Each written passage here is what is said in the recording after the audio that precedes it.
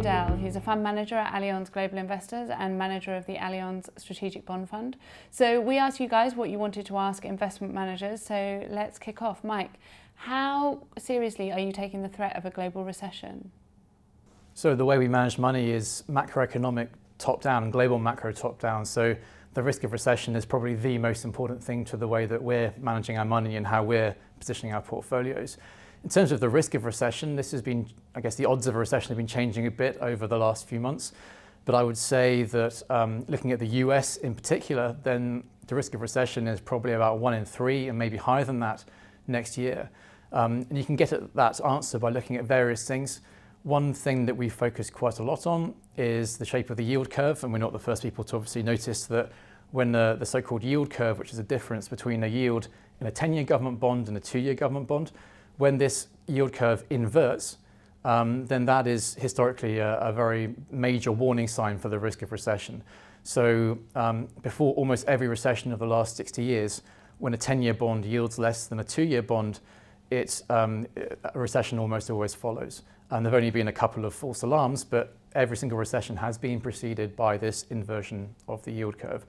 We saw this happen in terms of the yield curve inverting earlier this year. So that says to you there's a higher risk of recession next year. And some people debate whether it's still a good indicator, but I think everyone's always trying to argue this time is different and why it might be different. But as I said earlier, if it's happened every time in the last 60 years, then you should be worried that there's a good chance it'll happen again. And so how is it affecting your investment decisions then? In terms of how we position our portfolios around this, so the narrative is there's a risk of recession, maybe 1 in 3, maybe 1 in 2 chance, but you have to look at what the market's pricing in. So if the market was pricing in 100% chance of recession, then you shouldn't be positioned for a recession. We would argue that actually government bonds, for example, are already pricing in a pretty big risk of recession. So right now we don't really have a very strong view on, for example, US Treasuries or Canadian government bonds or even UK government bonds. Now the bad news does appear to be priced in, but we think it's right to be priced in. Where I think it's very interesting is other parts of financial markets are not pricing in the risk of recession. So one example of that might be corporate bonds, where the extra yield you get on a corporate bond over a government bond, because there's a higher risk of default on these instruments, you're getting paid almost nothing extra. So in a recession, what happens is companies tend to go bust, and as you expect more companies to be going bust, then you should get a higher yield to compensate you for that risk. We're not seeing this price into markets. So within our portfolios, we're bearish on corporate bonds in particular. Other things we can look at are inflation-linked government bonds. We don't think inflation is going to be a big problem, but actually most of the world's bond markets are pricing in a big fall in inflation over the next few years. So we think this is an area of potential interest for us, and we tend to prefer inflation-linked bonds rather than conventional bonds. So if the general election ends in a Corbyn government or a coalition government, how do you think markets will react? What I've learned over a number of years of doing this job is you should never underestimate how right-wing markets are, and global markets generally. Whenever you have a political event which is, I guess, a right-wing success, so it might be the Republicans winning in the presidential race, or it could even be an emerging market country where a very right-wing, almost borderline fascist person is elected, markets tend to take this as very good news, and markets tend to really hate someone who's socialist coming in. And my own view is that markets tend to massively overblow this. A good example is the US in 2016. Donald Trump historically was a Democrat, not a Republican. You could argue a lot of his policies were things like lots of government spending, policies you'd normally associate with the left side of politics rather than the right side.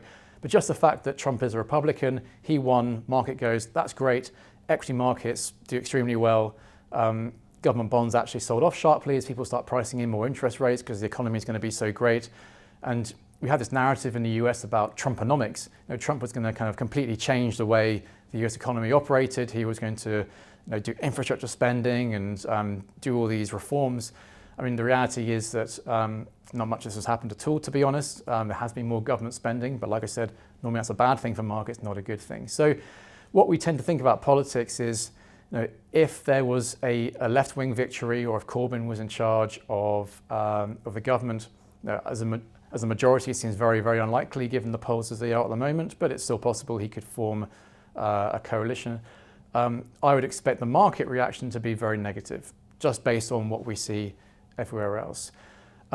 If that did happen, I'd probably see it as a buying opportunity because a lot of his policies, things like more government spending, is actually very similar to what the Tories are also proposing. You know, it seems like at the moment different parties are falling over themselves to see who can promise the most government spending over the next 5 years.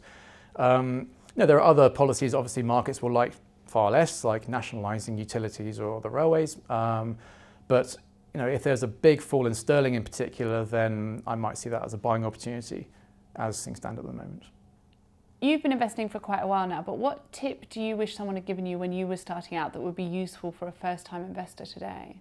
As a personal investor, you're bombarded by views that people are talking about in newspapers or in the press or media.